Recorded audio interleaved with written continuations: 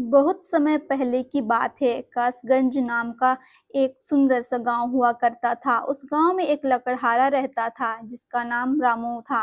रामू बहुत ही ईमानदार और मेहनती था। वह हमेशा अपने काम से खुश रहता था। उसके पास ज्यादा पैसे नहीं थे, लेकिन वह अपनी जिंदगी से संतुष्ट था। रामू के परिवार में उसकी पत्नी और उसके दो बच्चे थे। रामू सेठ लालचंद के यहाँ लकड़ी काटने का काम करता था और लकड़ी काटने के बदले में सेठ लालचंद बदले में पैसे देता था, जिससे रामू और परिवार का जीवन यापन होता था। सुमन, मैं काम पर जा रहा हूँ। आज बहुत देर हो गया है, तो तुम बच्चों को स्कूल छोड़ाना। जी, स्कूल तो मैं छोड़ आऊंगी, लेकिन मोनू और चिंकी पिछले 2 दिन से कह रहे हैं कि उनके स्कूल की टीचर स्कूल की फीस मंगा रही है। हाँ, तो जाकर दे आओ ना स्कूल की फीस। अजी कहाँ से दूं? आप जो पगार लाते हैं उसमें मुश्किल से तो घर चल पाता है। अब उतनी सी तनख्वाह में मैं बच्चों की फीस का इंतजाम कैसे करूं? अजी मैं एक बात आपको साफ साफ कह देती हूँ, आप सेठ लालचंद जी से पगार बढ़ाने की बात कहिए। दिन पर दिन खर्च बढ़ता जा रहा है।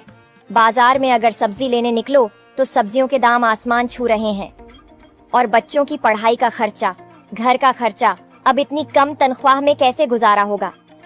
ठीक है, मैं आज ही सेठ जी से थोड़ा पगार बढ़ाने की बात करता हूँ। इतना कहकर रामू काम पर चला जाता है। अरे भाई, आज तो पगार का दिन है। देखो, अब यह सेठ लालचंद कोई ना कोई लोचा जरूर करेगा। हमेशा कोई ना कोई बहाना बनाकर पगार कम कर देता है। और अगली बार तो मेरी आधी पगार काट ली थी, यह कहकर कि जो मैंने लालचंद जी से 200 रुपए उधार लिए थे, उसका ब्याज बढ़कर 1000 रुपए हो गया है। इसलिए मैं तुम्हारी पगार में से 1000 रुपए काट रहा हूँ। हाँ हरिया भाई, तुम एकदम ठीक कह रहे हो। ये सेठ लालचंद ना एक नंबर का चालाक और लालची इंसान है। एक तो दुगुना काम ले लेता है और बदले में पैसे भी पूरे नहीं देता। हाँ भाई, मेरे भी अगली बार सेठ लालचंद ने पगार काट लिए थे। मैंने बस 2 छुट्टी ली थी जब मेरी बिटिया बहुत बीमार थी, और इस लालचंद ने इस बात का फायदा उठाकर मेरी पूरी आधी पगार काट ली। हे भगवान, बस सेठ जी, इस बार मेरी पूरी पगार दे दें। बच्चों के स्कूल की फीस भी भरनी है। सभी लकड़हारे अपने काम पर लग जाते हैं। काम करने के बाद सेठ लालजी के पास जाते हैं। सेठ जी, महीना पूरा हो गया है, हमें हमारी तनख्वाह दे दीजिए। देखो भाइयों, अभी मेरे पास तुम्हें देने के लिए पैसे नहीं है। अभी माल नहीं बिका है, सारा माल गोदाम में ही पड़ा हुआ है। कल या परसों तक तुम्हें तुम्हारी तनख्वाह मिल जाएगी। पर सेठ जी, अभी हमारे पास बिल्कुल पैसे नहीं बचे हैं। घर का भी सामान लाना है, बच्चों की फीस भरनी है। अरे मैंने कहा तो सही, 1-2 दिन और रुक जाओ, कल या परसों तक पैसे मिल जाएंगे। अभी मेरे पास पैसे नहीं है। सभी लकड़हारे निराश मन से अपने अपने घर आ जाते हैं। अजी क्या हुआ? इस बार कितना पगार मिला है? सुमन, अभी कोई पगार नहीं मिला। सेठ जी ने कहा है कि 1-2 दिन में पगार मिल जाएगा। पगार नहीं मिला? आपको तो पता है ना, बच्चों की फीस भरनी है। इनकी स्कूल टीचर ने आज साफ साफ चेतावनी दे दी है कि अगर कल फीस नहीं लाई तो बच्चों को घर पर ही बिठा लेना। अब बताओ मैं क्या करूं? मैं क्या करूं सुमन, यह सेठ जी समय पर कभी पैसे देते ही नहीं है। अब तो बस हम इंतजार के सिवा और कुछ नहीं कर सकते। 1-2 दिन की बात है, देख लेते हैं। ही 2 दिन गुजर जाते हैं। 2 दिन बाद सेठ लालचंद सबको पगार देता है। अरे हरिया, ये ले अपनी इस महीने की पगार। सेठ जी, यह तो बस 2000 है। मैंने तो इस महीने 3000 तक का काम किया है। हाँ, काम तो किया है, लेकिन तूने 1-1 घंटे आराम भी तो किया है। ये पैसे उसी आराम के कांटे हैं। पर सेठ जी, आपने तो कहा था 8 घंटे काम के महीने में 3000 मिलेंगे, और मैंने तो 8 घंटे काम किया और 1 घंटे आराम। देख हरिया, मुझे ज्यादा हिसाब किताब ना समझा। ये 2000 रख, अगर चाहिए तो, और अगर नहीं चाहिए तो कहीं और काम ढूंढ ले। बेचारे हरिया के पास उन पैसे को लेने के सिवाय और कोई रास्ता नहीं था। हरिया चुपचाप पैसा रख लेता है। रामू, ये लो तुम्हारे 2500 रुपए। पर सेठ जी, 2500 क्यों? मेरे तो पूरे 3000 बनते हैं ना। मैंने तो कोई छुट्टी भी नहीं की और ना ही कोई आराम।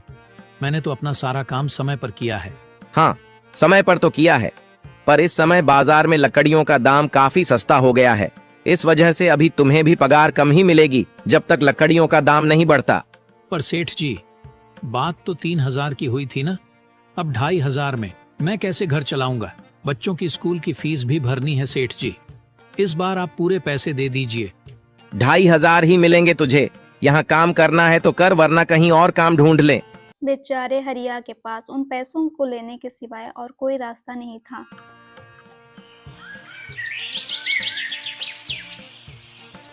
अरे भाई, यह सेठ लालचंद एक नंबर का बेईमान इंसान है। सारे पैसे अपने जेब में भर लेता है और बहाने बनाता है कि लकड़ियों के दाम सस्ते हो गए हैं। देख लेना, हम गरीबों की किसी न किसी दिन इसे जरूर हाय लगेगी। नहीं हरिया, ऐसे नहीं कहते। वह हमारे अन्नदाता है। आखिर उन्हीं के वजह से तो हमारा घर चल रहा है। अरे काहे का अन्नदाता? काम के पूरे पैसे तो देता नहीं है। पूरे महीने मेहनत करके भी क्या मिलते हैं? बस ये 2,000 रुपए। इसमें घर खर्च कैसे चलाएं? ऐसे तो हम कभी तरक्की नहीं कर पाएंगे। और हम कर भी क्या सकते हैं हरिया? हमें लकड़ी काटने की सिवा और कोई काम कहाँ आता है? और कोई काम खोलना भी चाहे तो उसके लिए हमारे पास इतने पैसे कहाँ हैं? अब जो भी हो, हमारा तो बस ये सेठ लालचंद ही सहारा है ना। कुछ देर बातें करने के बाद वे अपने घर की ओर निकल पड़ते हैं। जी आ गए आप। कितनी पगार मिला है? सुमन, इस बार सेठ जी ने बस 2,500 रुपए ही दिए हैं। बस 2,000। इतने में कैसे घर चलाएंगे? बच्चों की फीस में ही 1,000 रुपए निकल जाएंगे। फिर 1,500 में क्या क्या करेंगे? अब मैं क्या कहूँ सुमन, अब तुम्हें इसी में ही गुजारा करना होगा। तुम सबसे पहले बच्चों की फीस भर देना, इसके बाद बाकी का मैं देखता हूँ। अजी आप क्या देख लोगे? सेठ जी से पूरे पैसे तो मांगे नहीं गए आपसे? नहीं सुमन, मैंने सेठ जी से पैसों के लिए कहा था, पर सेठ जी ने साफ इनकार कर दिया और कहा, यह लेना है तो लो, वरना कहीं और काम ढूंढ सकते हो। मैं सोच रहा हूं कि लकड़ी काटने के बाद मैं कहीं और भी काम ढूंढ लूं। सेठ जी के यहां से काम करने के बाद मैं दूसरी जगह पर काम किया करूंगा, इससे कुछ ज्यादा आमदनी हो जाएगी। आज ही मैं सेठ जी के यहाँ पर काम करने के बाद और भी जगह काम ढूंढने जाऊंगा। इतना कहकर रामू काम पर निकल जाता है और जैसे कि रामू ने कहा था, वह रामचंद्र के पास काम करने के बाद काम की तलाश में निकल जाता है। रामू पूरे गांव में काम ढूंढता है, दुकानों दुकानों पर जाकर लोगों से काम मांगता है, मगर हर जंग निराश ही हाथ लगती है। अंत में थक हार कर वह घर वापस जाने लगता है। तभी वह देखता है, अचानक बहुत सारे भैंसों का झुंड उसकी तरफ दौड़े आ रहा है। यह देखकर रामू बहुत डर जाता है। वह इधर उधर देखता है तो उसे एक गुफा दिखाई पड़ता है और वह गुफा में जाकर छिप जाता है। जब भैंसों का झुंड वहां से निकल जाता है, तब रामू की जान में जान आती है। हे भगवान, आज तो बाल बाल बच गया मैं, वरना आज तो मैं इन भैंसों के पैरों तलों तो कुचला ही जाता। पर यह मैं कहाँ आ गया?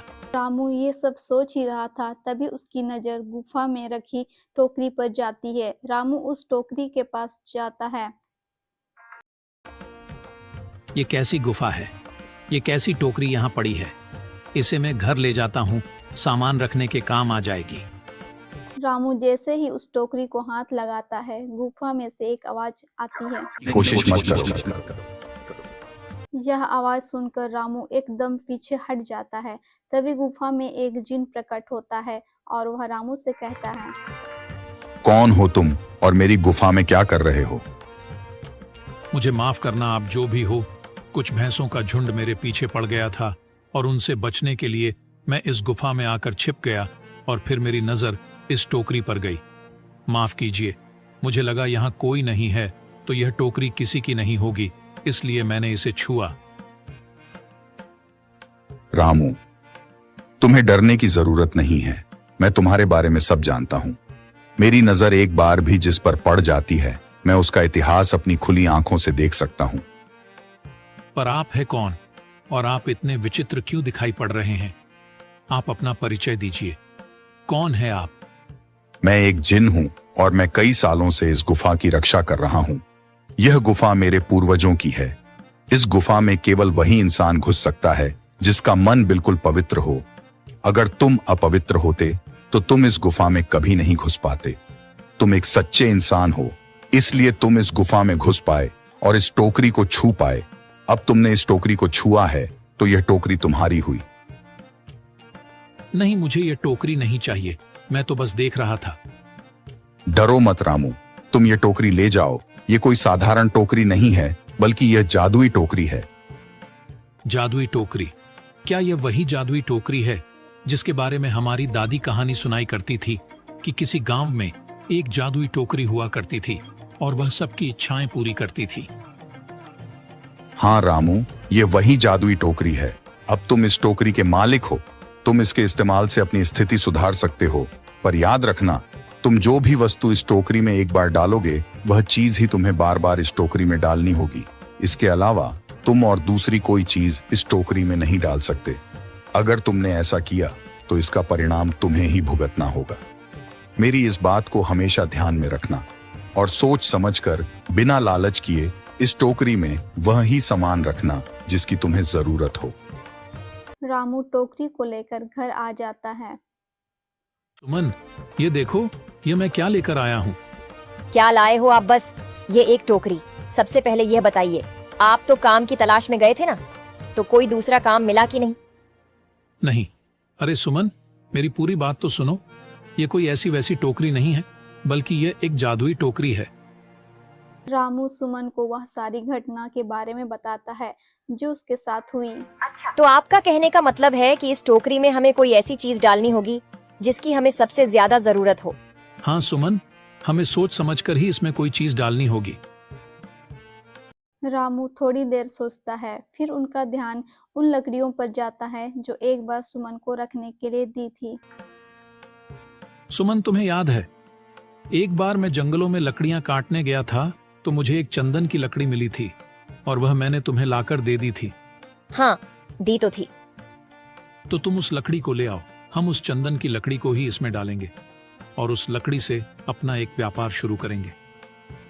सुमन चंदन की लकड़ी को ले आती है और उसे टोकरी में डाल देती है। वे जैसे उस चंदन की लकड़ी उस टोकरी में डालते हैं, उसमें कहीं सारी लकड़ियां आ जाती हैं। अरे वह, यह तो चमत्कार ही हो गया। ये देखिए, कितनी सारी चंदन की लकड़ियां हो गई। अगर आप इसको बेचेंगे तो इससे काफी अच्छे पैसे मिलेंगे। हाँ राधा, मैं कल सुबह बाजार जाकर इनको बेच आऊंगा और जो पैसे मिलेंगे उससे हम अपने मोनू और चिंकी के स्कूल की फीस भर देंगे और बाकी बचे पैसों को संभाल कर रख लेंगे। अगले दिन रामू सेठ के यहाँ न जाकर बाजार की ओर चंदन की लकड़ियों को बेचने के लिए निकल पड़ता है। वहां पर रामू चंदन की लकड़ियों को बहुत ही कम दामों में बेचता है, जिसकी वजह से आम लोगों के साथ साथ बड़े व्यापारियों ने भी चंदन की लकड़ियों को खरीदी। लकड़ियों को बेचकर रामू को काफी अच्छे पैसे मिले और वह पैसों को लेकर रामू घर आ जाता है। ये देखो सुमन, उन लकड़ियों को बेचकर मुझे कितने सारे पैसे मिले हैं। ये लो कुछ पैसे, इससे तुम कल मोनू और चिंकी के स्कूल की फीस भर देना। अच्छा, तो मैं काम पर जाता हूँ। अजी, आपके पास तो अब यह जादुई टोकरी है, तो अब आपको उस सेठ लालचंद के यहाँ काम करने की क्या जरूरत है? हाँ सुमन, मैं सेठ लालचंद जी के यहाँ काम पर नहीं जा रहा, बल्कि मैं तो वहां पर जो काम कर रहे बाकी के लकड़हारे हैं उन्हें ये खुशी की खबर देने जा रहा हूँ, क्योंकि सेठ लालचंद जी से मेरे साथ साथ वह लकड़हारे भी बहुत परेशान थे। इसलिए अगर मेरा भला हो रहा है तो क्यों ना मैं उन सभी का भला करूं। वह सभी बहुत ईमानदार लकड़हारे हैं, वह सभी बहुत मेहनत से काम करते हैं, मगर लालचंद ने कभी भी उनको उनकी मेहनत के सही पैसे नहीं दिए। इसलिए मैंने सोचा है क्यों ना मैं उनको अपने इस काम में शामिल कर लूं। हाँ जी, बात तो आपकी बिल्कुल सही है। अगर आप सभी लोग एक साथ मिलकर काम करेंगे तो हम सब बहुत जल्द ही तरक्की हासिल कर लेंगे।